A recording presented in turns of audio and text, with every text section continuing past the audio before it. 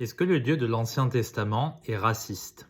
Pourquoi est-ce que je pose cette question? Mais parce que c'est une accusation classique. Le Dieu de l'Ancien Testament est cruel, raciste, suprémaciste, sexiste, etc.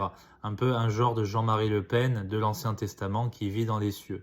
En fait, ça vient de l'idée du peuple juif. Ça dérange beaucoup de gens parce que, choisir un peuple parmi toutes les nations, ça veut dire que les autres nations sont forcément inférieures, que Dieu favorise uniquement son peuple et que les autres, en fait, elles sont vouées à la perdition.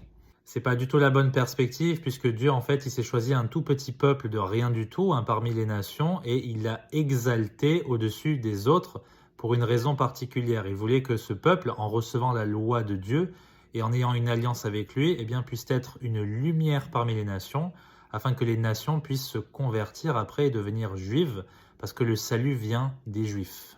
Mais je vais vous montrer par l'Ancien Testament que Dieu ne fait pas du tout de favoritisme. D'ailleurs, si Israël était en désobéissance, Dieu s'est empressé de les corriger, de les punir et même de les emmener en captivité. En Nombre chapitre 12, on voit que Dieu, il est profondément agacé par un comportement raciste, et je vais vous le montrer.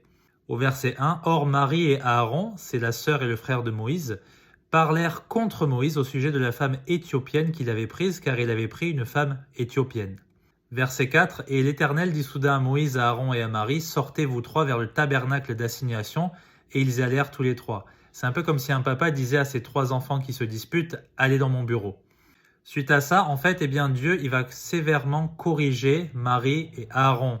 Déjà, parce que, il s'oppose au grand prophète Moïse, parce que Dieu se révèle à lui, il lui parle comme un ami, et donc déjà, c'est une faute de s'opposer à lui pour une pacotille.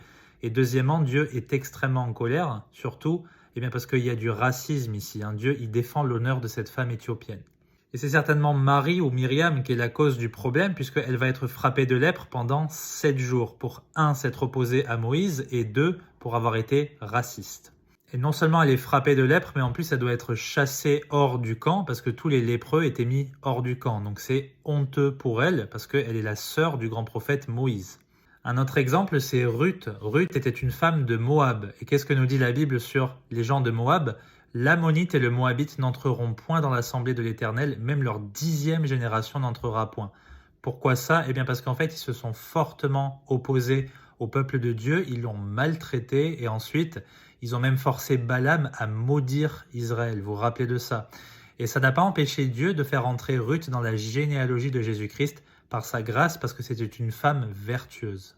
Et à l'époque de Jésus, il y avait aussi du racisme. On se rappelle de Nathanaël. Regardez ce qu'il dit en Jean chapitre 1. « Peut-il venir quelque chose de bon de Nazareth ?» Philippe lui dit « Viens et vois ». En gros, ce qu'il lui dit Philippe, c'est « Mets ton racisme de côté, mets tes présupposés de côté et viens voir ».